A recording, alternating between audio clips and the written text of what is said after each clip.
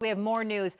The Detroit Lions lost another coordinator, and the Jets have their guy. Gang Green has hired Lions DC Aaron Glenn as their new head coach. The Jets drafted Glenn in the first round of the 1994 NFL draft. Terms of the deal were not announced, but sources told our Adam Schefter that Glenn received a 5-year contract tying him to the Jets through 2029. And Stephen A., what I loved about this is in 94 he's drafted. He always wanted to be the head coach of the New York Jets, and about 30 years later, it happened.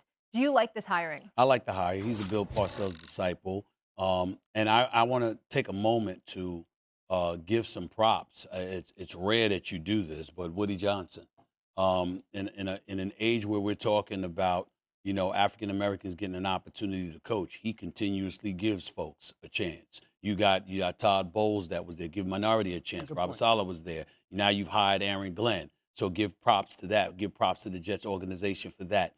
Clearly, they need a personality transplant. And when you watched Aaron Glenn coach this Detroit defense over the last 4 years and see the infusion of culture, it wasn't just about Dan Campbell. Dan Campbell brought him on board because his personality mirrors that of Dan Campbell to some degree. And we see how well that worked out for Detroit. I don't believe that Detroit is home right now if they didn't have so many injuries, to be quite honest with you, in all fairness to them. But it is what it is. Clearly, you needed a guy like him. I wondered whether or not you needed an offensive individual, an offensive coordinator to come in there. We talked about that before with Ben Johnson and stuff like that. By the way, Ben Johnson will be here tomorrow. He'll be on the show tomorrow as well, the new coach of the Chicago Bears. So I'm looking forward to that conversation. But in the end, I'm just saying I'm looking at Aaron Glenn, the way that Detroit's defense was playing before all of those injuries took place, the way they found a way to still remain relevant, even though they nosedived to some degree because of those injuries. I like him. I like his personality.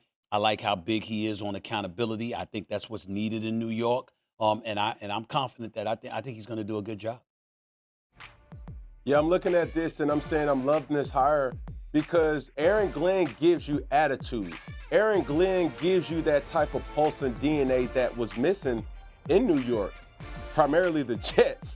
So for me, it's like, what else? What other hire were you going to go? This is the only one that makes sense. Now the biggest question for Aaron Glenn now turns to, what are you going to do at the quarterback position? I'm not panicking. We already got all the offensive answers that we need, that I think we're going to need for the next season already. How can we build the culture? How can we build the attitude? How can we build the bravado? When you looked at the Detroit Lions, primarily when you looked at the Detroit Lions defense, they had this grit about them. Next man up. It doesn't matter who's up there. We're going to rock and roll and put up numbers and give opportunities to the offense. And that's all the New York Jets really will need in this situation.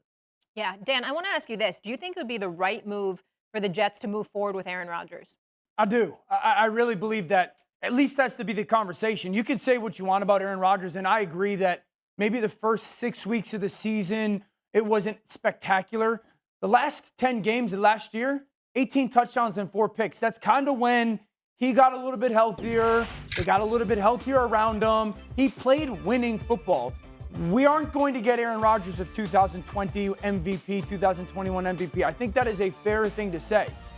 But this is winning football that you're looking at. And if you're Aaron Glenn, now I do believe you've got to absolutely start to plan for the future at that position.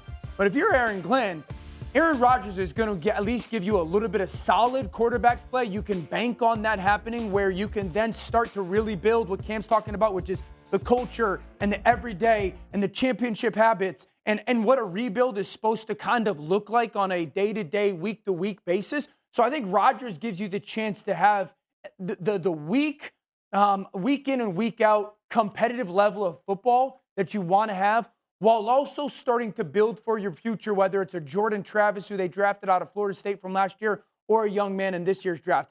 I think Aaron Rodgers makes a lot of sense for another year in New York. Well, let me say this, Cam, before I bring you back in. There are a couple of red flags to pay attention to. Okay. Again, give owner Woody Johnson props, to Herm Edwards, the Todd Bowles, the Robert Saleh, and now Aaron Glenn. That's the positive. Here's the negative. 8 of the Jets' 9 head coaches since Woody Johnson became owner came from the defensive side of the ball. How has that worked out for the franchise? I don't know. I mean, you look at Rex Ryan. He got to a couple AFC Championship games.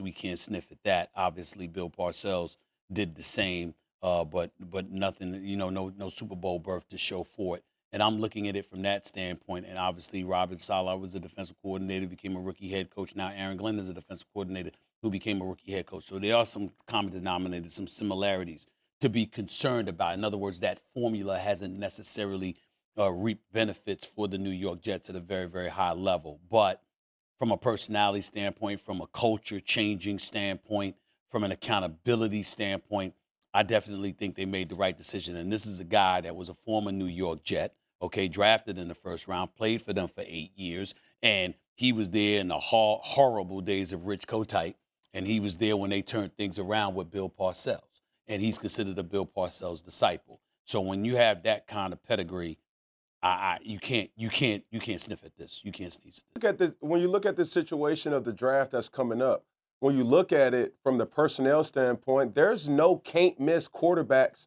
in this draft outside of Cam Ward and Shedeur Sanders. And they're not going to be there when you draft. So now that puts the onus on, now what do? Do we still, do we trade our picks to pick up? I don't think neither one of those quarterbacks warrant that type of attention. So now you build on what you already have. When you see the things about the New York Jets that in the past, the only time that the New York Jets had a pulse was with Rex Ryan. Let's just be honest. And they had that attitude. They had that grit. I think Aaron Glenn gives you that. But more importantly, now you say to yourself, and I'm not going to agree with something that you said, Daniel, is I think Aaron Rodgers still have MVP caliber football in him.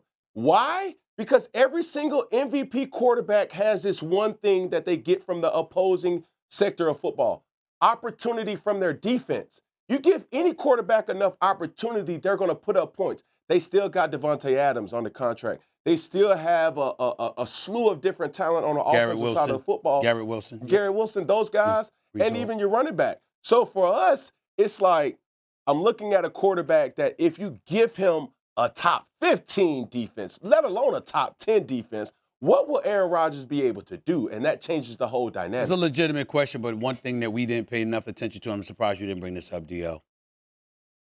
They haven't hired the general manager yet. Correct. So now you got to go out and get a general manager who's going to be in charge of accumulating the personnel that your coach needs. And you got to make sure that that general manager is on the same page as the head coach. You always got to worry about that with the New York Jets, too. The other thing is, because I agree with that point, in regards to what Cam's talking about with the performance of Aaron, who's the offensive coordinator going to be? Aaron has run the same offense for a really long time. He's got a comfort level in it. I don't think it's capable of winning at a high level, that scheme, anymore in the NFL. I think it's way too archaic. But if he's willing to play under a different system, I don't see MVP level, but I do see winning football level. You defer to Aaron. Go ahead. I'm sorry, real quick. The thing about it, though, Daniel, is this. Call it archaic, call it whatever. The thing that Aaron Rodgers needs is veteran receivers that understand ball. I agree. He needs the IQ to be happy. Hey, this play's break down. Damn, I got a Cam, hand drop. Then he got Devontae Adams and Garrett Wilson. Cool. I mean, how much did you want me? I mean, what does he need? An apron and a bib too? What the hell? How much do you need? I mean, you got they gave him a man thing. Cam, they've acquiesced to him quite a bit. You got Garrett Wilson and Devontae. I understand. The OC, the O-line coach, like everything. Come on. Apron and a Okay, bib. let's put it like he this. got everything. Got a lot. All right, Let's last word put it like here. this. I'm not denying that none of that is accurate. What I'm saying is this. To you guys' point, you haven't hired the offensive coordinator yet. When I first got drafted or got picked up in free agency by Robert Kraft, well, the one thing that he said is him and Bill Belichick are tied at the hip, and they will always pull in the same direction towards winning. And when you think about coaching having the synergy and pulling in the same direction, do you have the same method with the coordinator, head coach, ownership, and everything else? No doubt.